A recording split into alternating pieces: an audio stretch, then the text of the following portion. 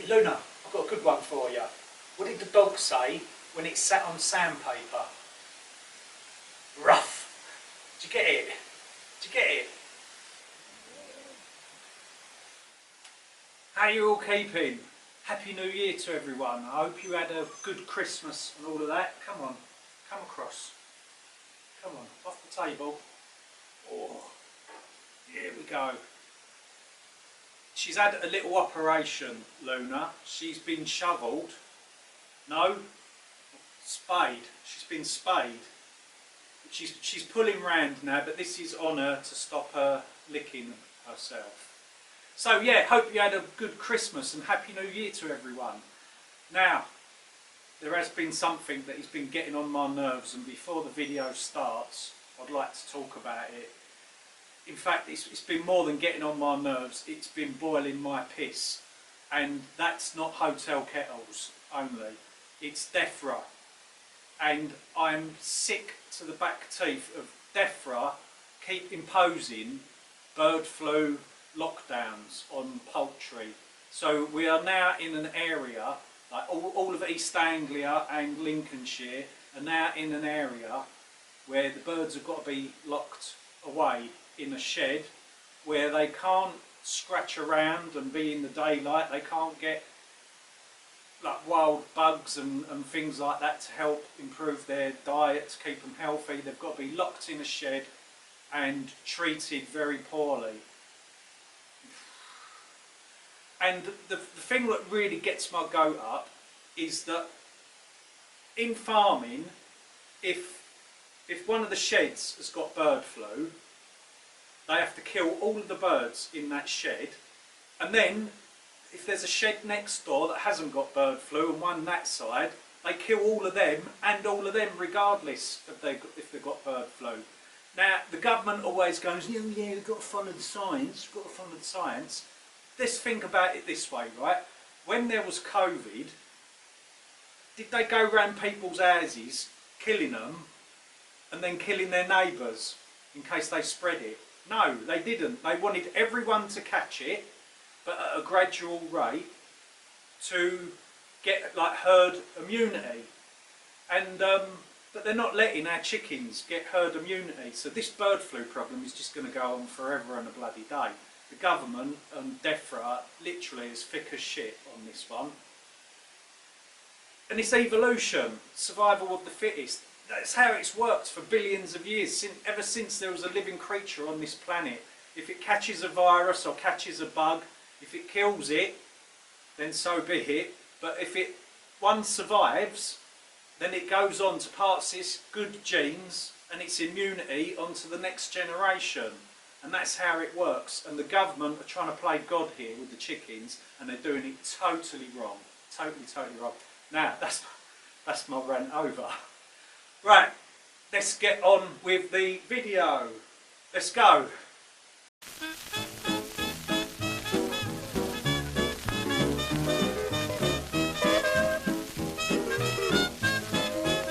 It's now or never. Please make your mind up, or this affair is going to wind up. Oh, this suspense is killing me. Love me or leave me and let me be, but it's got to be now or never. The photograms from TV licensing are still coming. 11 years now. 11 years they've been sending these things. This time we've got a 10-day window. You've got 10 days to correctly license yourself. That, I'll show you what happens with these.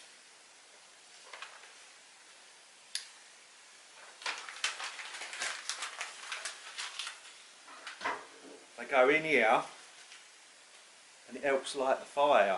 So thank you for the paper, TV licensing, well done. Oh, this weather, it's driving me around the twist. It's been like -5, -6 of an evening. It's coming up to 11 o'clock and it hasn't even started to thaw. Anyway, we're going to get this fire lit, but I want to show you a quick handy tip. Now this stove, it has like an air wash system, they call it, which allows sort of air to flow down at the glass to keep the glass clean. It comes in, the air comes in through these vents here, goes inside and then back out this gap here when the door's shut, which gives a nice sort of airflow downwards. But when you tend to shut the fire down to make it burn slow and simmer through the night or something like that, the glass gets very black, as you can see here. Now I will show you a very easy way of how to clean that. So if you get a damp cloth, just give it a little dab in the ash, like that.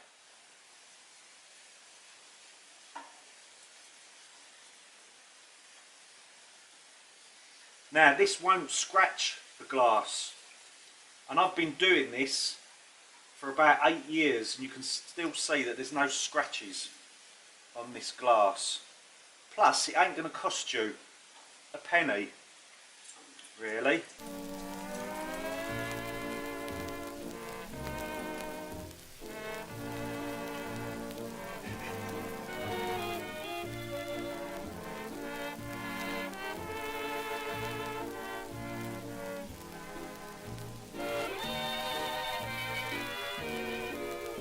Go.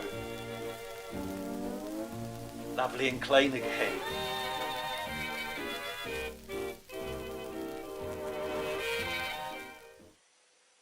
Now we need to get a big pan of water on the stove, and you will be able to see what we're going to use that for. Now some kind person has let us have something. Let's go and have a quick look of what it is. It's in a bag. Let's go and have a look at what's in the bag. Come on, Luna. What's in the bag? What's in the bag? Now, our cottage that we live in, it was built round about 1797-ish. Could be 10, 20 years earlier. We're not 100% sure. But there is some original features in the cottage, and one of the original features is this.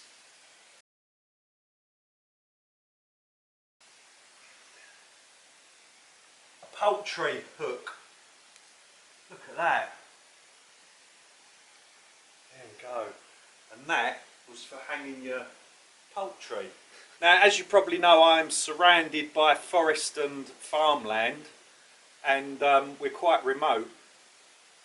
They have a lot of shoots. They have a lot of pheasant shoots round here, and I should imagine that you get all the sort of the hooray Henrys from London coming up here, spending thousands of pounds just to shoot a bloody bird. A lot of the time, these hooray Henrys, they don't even take the pheasants bloody home with them. They just enjoy the kill. Bit like Big Ears, isn't it? That what's his name? The King. Anyway. Yeah, he enjoys killing animals, doesn't he, I think, just for the sake of it. But anyway, these are not going to go to waste. They're not going to be thrown in a hole because the hooray Henrys don't want them. We are going to make good use of them, and what we don't eat, Luna's going to eat.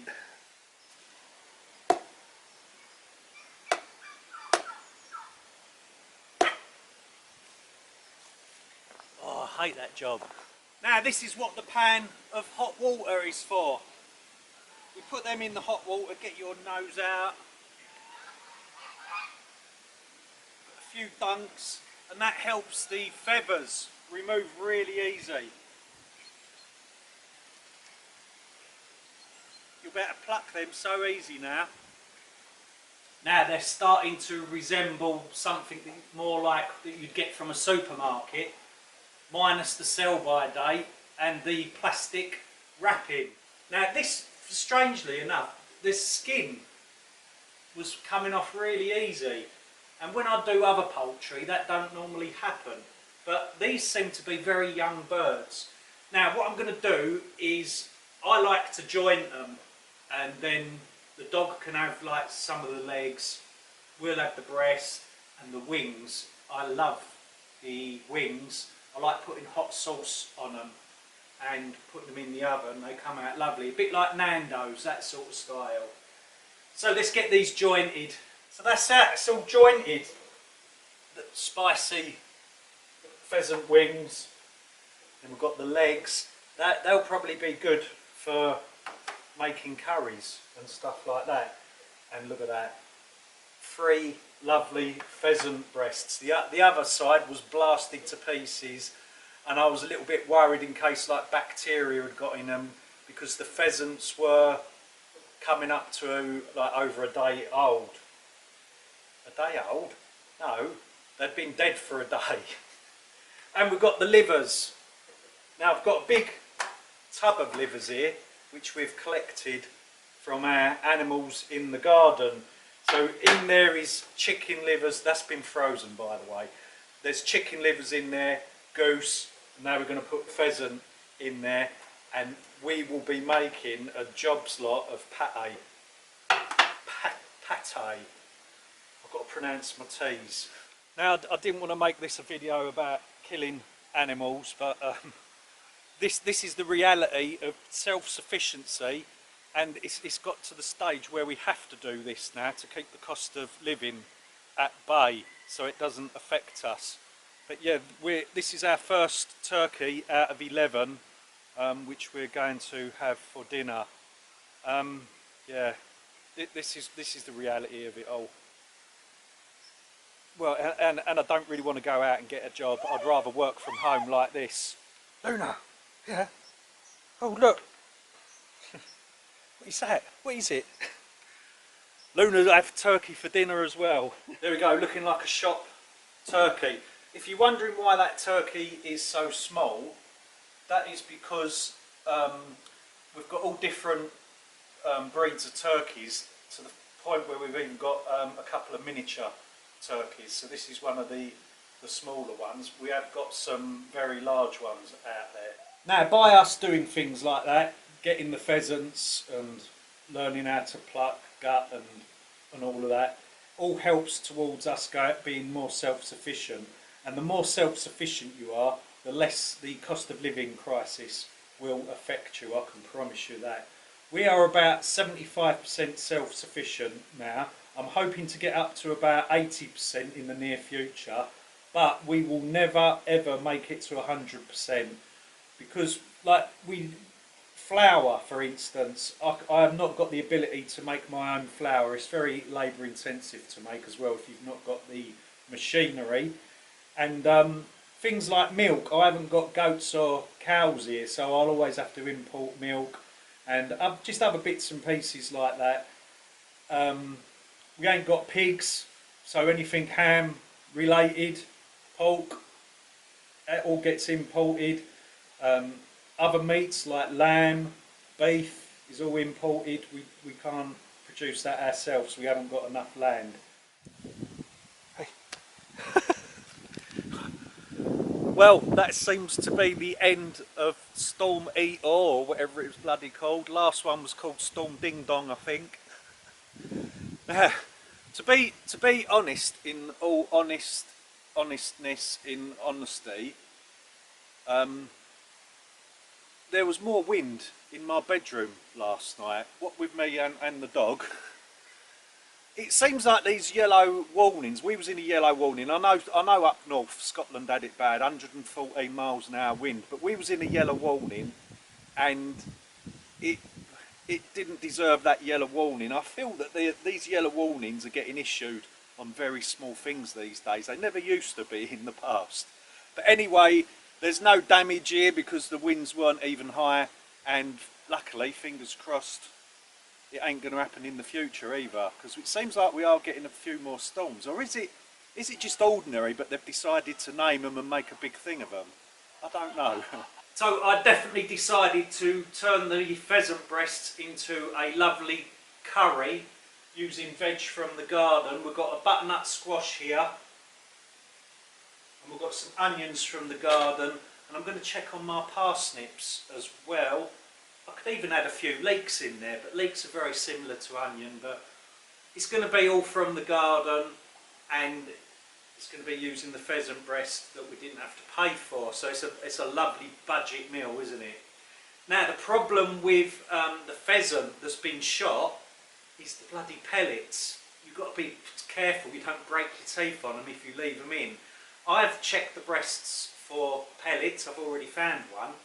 Luckily they ain't lead, because lead's now been banned, but if it was lead, that could make you even more stupid than what you actually already are, and that wouldn't help me at all, would it?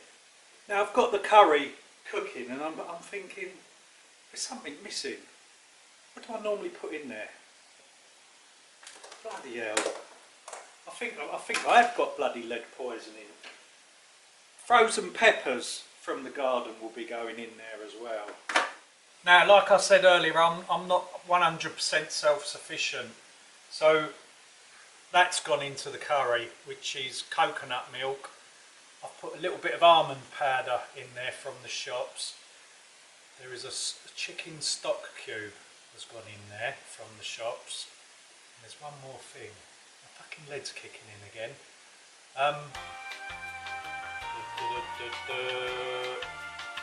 Oh, desiccated coconut from the shops, and that is it. That's all the stuff from the shops. It's still a budget meal regardless of the few bits that has come from the shops.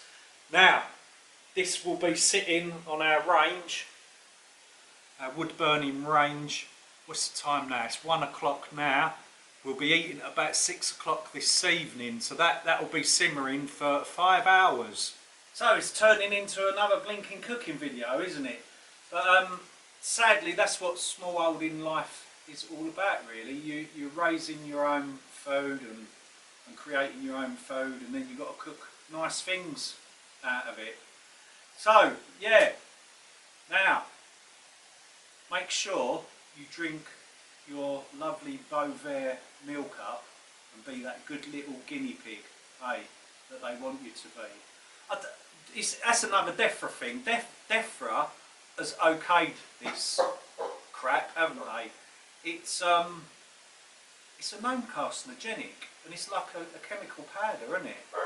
And why pick on cows? If you've got, like, I was looking at a pie chart of all of the emissions across the whole of what's created. So that's like transport, industry, and all of that. And a little tiny, like it was about 3, 4, 5% ish, something like that. Little tiny sliver down at the bottom was cows and sort of the methane that the animals create, like a greenhouse gas. And they're picking on a natural process. Cows eating feed, they burp and fart, and they're picking on that little. It's crazy, isn't it? I can bet your life someone's earning shitloads of money out of it, which is why it's being done. Hey, but yeah, don't touch the stuff.